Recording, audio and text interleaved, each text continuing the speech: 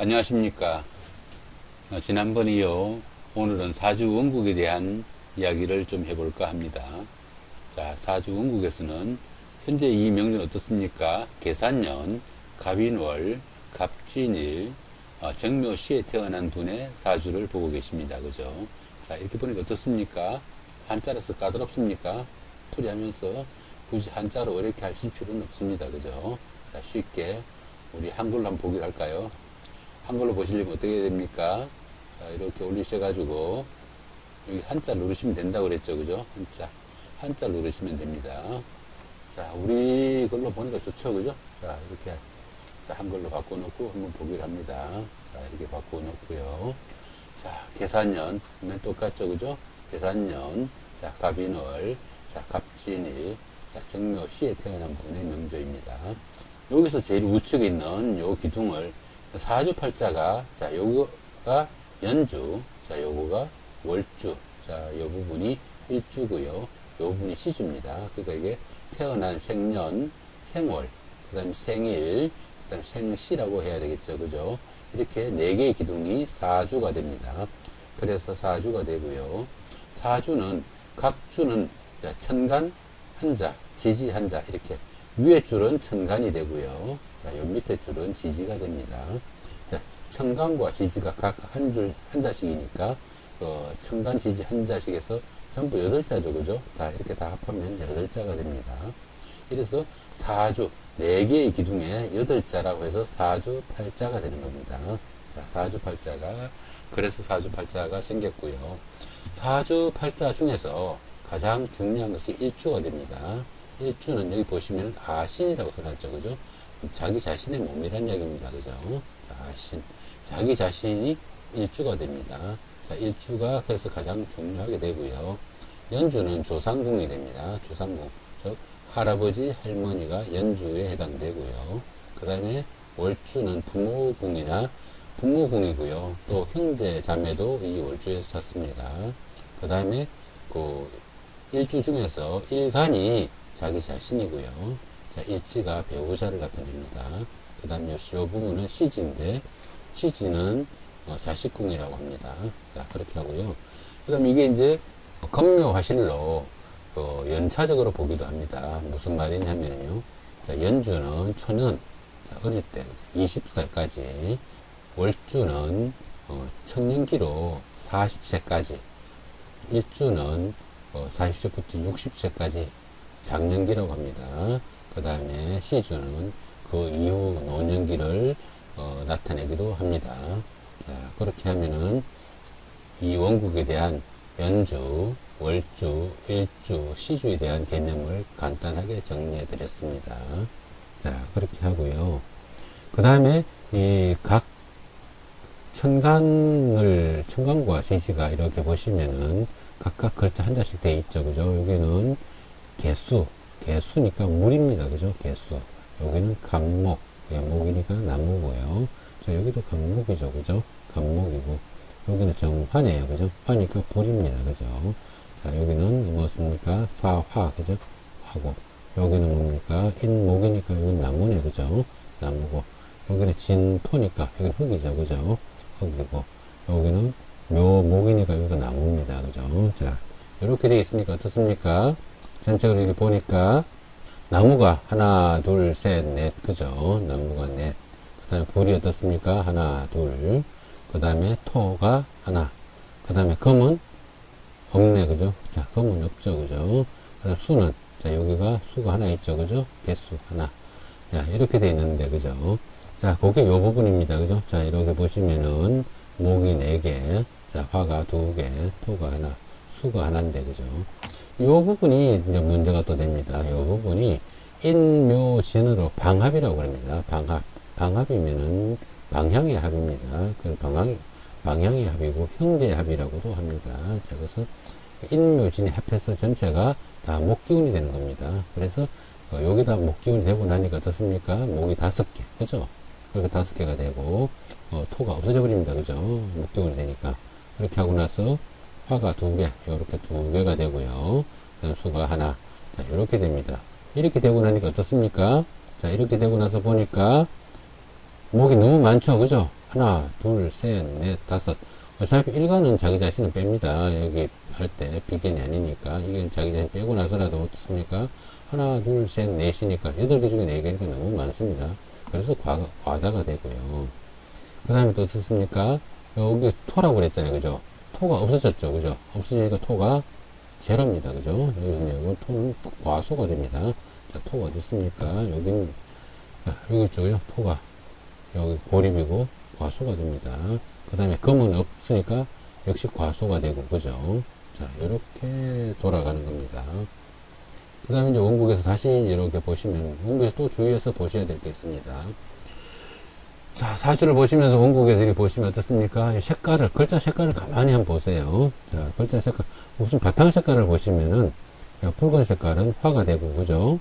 자, 여기 약간 회색 계통, 요건 물입니다. 원래는 검정색이라 해야 되는데, 검정색이 너무 진하니까, 자, 회색으로 표시해 두었고요. 자, 목은 초록색이고, 그죠? 자, 흙은 황색입니다. 색깔 개념도 조금 익혀 두셔야 되고요. 그 다음에 이제 이 글자 자체의 색깔도 보시면 약간 다릅니다. 어떻게 다릅니까? 자, 요거 색깔은 청색에 가깝고, 그죠? 자, 갈색 계통, 그죠? 예, 약간 다릅니다. 자, 요 청색 계통은 음권이라는 얘기입니다. 음권. 요건 음권이고요. 저 갈색 계통은 양권입니다. 음권, 양권은 음양과는 조금 차이가 있습니다. 그래서 음권은 음권끼리 있는 것을 좋아합니다. 이렇게, 그죠? 있는 걸 좋아하고, 양권은 양권끼리 있는 걸 좋아합니다. 그래서 이 갑이 자기 자신이라고 그랬잖아요. 자기 자신인데 어떻습니까? 일지는 배우자라고 했잖아요. 그죠? 일지가 자기하고 색깔이 다르죠. 그죠? 자기하고 권역이 틀립니다. 그래서 이런 경우에는 좋지 않는 좋은 배합은 되지 못합니다. 또 다시 보시면 어떻습니까? 연간이 어떻습니까? 연간이 색깔이 다르죠. 그죠? 이게 좀 조상궁인데, 그래서 이런 경우에는 조상tuk이 부족하다. 이렇게 보셔도 됩니다. 자, 이렇게 색상도 구분하시면서 보시면 좋습니다. 이 사주가 보시면은, 생간은 뭡니까? 갑, 을, 병, 정, 무기, 경신, 임계 10개잖아요. 그죠? 10개에서 갑부터 시작해서 양음, 양음, 양음 이런 식으로 흘러갑니다. 그래서 갑은 양이고요. 을은 음이고, 그 다음 병은 양이고, 정은 음입니다. 그래서 요건 음이고요. 이렇게 음이고요. 요음이 묘도면 음입니다. 자, 이렇게 표시가 되어 있는 거고요. 그 다음 이 갑은 양이고, 여기도 갑이 양이죠. 그죠? 그래서 이 양은 빨간색으로 표시가 되고, 자, 음은 이렇게 파란색으로 표시가 됩니다. 그래서 음양을 구분해 보니까 어떻습니까? 여기가 음이 3개고, 양이 5개인데, 양이 조금 강하긴 하지만, 이 정도면은 음양 배합은 좋은 겁니다. 자, 좋은 거고요. 그 다음에 그러면 오행은 조금 문제가 있죠. 그죠? 뭐 어떻게 문제가 있습니까? 재성인 토오행이 없고요. 그 다음에 관성인 금오행이 없습니다. 그 다음에 그리고 비견인 갑이나 묘, 을, 목오행이 너무 과다합니다. 자, 이런 명조가 되고요. 자, 이렇게 되니까 어떻습니까? 명조에서 비견이나 급제가 너무 많으면은 어떻게 보면은 고집이 너무 세다 이렇게도 봅니다. 그래서 직장 생활에도 힘든 경우가 비견이나 급제가 많은 경우. 신강신약부터 한번 따져보는 것도 좋겠네. 그죠? 자, 신강신약을 한번 따져보기로 할까요? 자, 신강신약은 비견과 급제는 자기와 자기 형제 자매로 자기와 같은 편이 됩니다. 자, 그런 경우가 되고요. 모친이 인성이 되는데 인성과 비견과 급제가 자기 편이 되고요. 그 나머지 부분 식신과 상관은 일간이 생하는 오행입니다. 일간이 어느 정도 도와줘야 되는 오행이라는 이야기죠. 그죠? 자, 그런 경우에는 일간의 힘을 빼는 경우가 되고요. 재성은 일간이 다스리는 재물이라고 보시면 됩니다. 재물이다 보니까 재물을 지키려면 역시 힘을 소진해야만이 재물을 지킬 수 있습니다. 그 다음에 관성은 일간이 다니는 직장이나 관청이 됩니다. 그래서 그쪽으로부터는 어느 정도 통제를 받을 수밖에 없습니다. 그러다 보니 신경을 쓰이고 또 나름대로 어느 정도 자기 힘을 빼는 구석이 많습니다. 그렇게 되니까 결국 어떻습니까? 일간의 입장에서 비견이나 급제는 일간을 도우는 오행이 되고요. 그 외에도 인성은 일간을 도우는 오행이 되는데 식신이나 상관, 평관이나 정관, 그 다음에 재성, 이런 부분들은 전부 다 일간의 힘을 빼는 겁니다. 자, 그러면 한번 보기로 하죠. 그죠? 간목의 입장에서 제일 먼저 보셔야 될 게, 신강신약을 따지실 때 우선, 너무 어렵게 생각하시면은 복잡하니까요. 일간의 입장에서 제일 먼저 보셔야 될 게 월지입니다. 그죠? 월지가 자기 편인지 아닌지부터 보시고, 자기 편이라면은, 자기 편이 뭡니까? 인성과 비겁이라고 그랬잖아요. 그죠? 인성과 비겁이 월지를 포함해서 3개 이상이 되면은, 신강으로 보시고요. 월지를 포함해서 3개 이상이 인성과 비겁이 아닌, 다른 오행, 즉, 재성이나 식상이나 관성이라면은 신약으로 보시면 됩니다. 자, 그럼 어떻습니까? 현재 이 명주에서 갑 입장에서 보시면 어떻습니까? 인목이 비견이죠. 그죠? 인목이 비견이니까 자기를 도와주는 오행이 됩니다. 그죠? 자, 그렇게 하고. 자, 요건 어떻습니까? 이것도 똑같이 같은 나무죠. 그죠? 도와주는 오행이 되고요. 자, 요것도 같죠. 그죠? 그래서 월과 월지를 포함해서 3개 이상이 도와주니까 신강이다 하는데, 여기 어떻습니까? 여기 인묘진 방합이라고 그랬잖아요. 그죠? 요것도 목오행으로 봐야 됩니다. 그래서 이건 태강이라고 그럽니다. 무척 강하다는 이야기죠. 그죠? 자, 그렇게 되면은, 자, 그렇게 되었을 경우에 어떻습니까? 이 사주가 신강한 사주인데, 그죠? 신강한 사주인데, 왜 신강해졌습니까? 목오행이 너무 강해가지고 신강해진 사주입니다.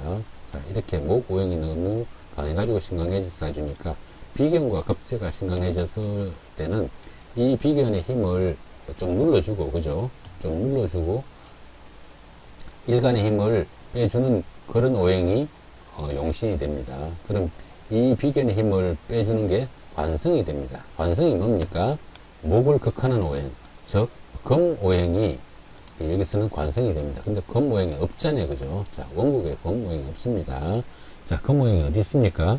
자, 요게 요 경금, 요런 게 지금 금오행입니다. 그죠? 근데 지장간에 있는 것은 사용하지 않습니다. 지장간에 있는 것은 일종의 사주에서는 엑스트라로 보시면 됩니다. 그래서 특별한 경우 아니면 사용하지 않습니다. 자, 그러니까 현재 이 명주에서는 금오행이 없습니다. 그러니까 애당초 써야 될 금오행이 지금 여기서는 가장 중요한 용신인데 금오행을 사용하지 못하는 겁니다. 결국 이 오행은, 이 명주는 어떻습니까? 제대로 된 용신이 없는 겁니다. 그죠? 그렇게 용신이 없으니까 어떻습니까? 대타로, 자, 화오행을 용신으로 하고요. 화오행을 도우는 토오행을 희신으로 해가지고, 자, 이렇게 용의신으로 정합니다. 자, 그렇게 용의신으로 정하는 경우가 됩니다. 자, 오늘은 길어지는 관계로 여기까지 하고요. 나머지 부분은 다음 회차로 넘깁니다. 네, 감사합니다.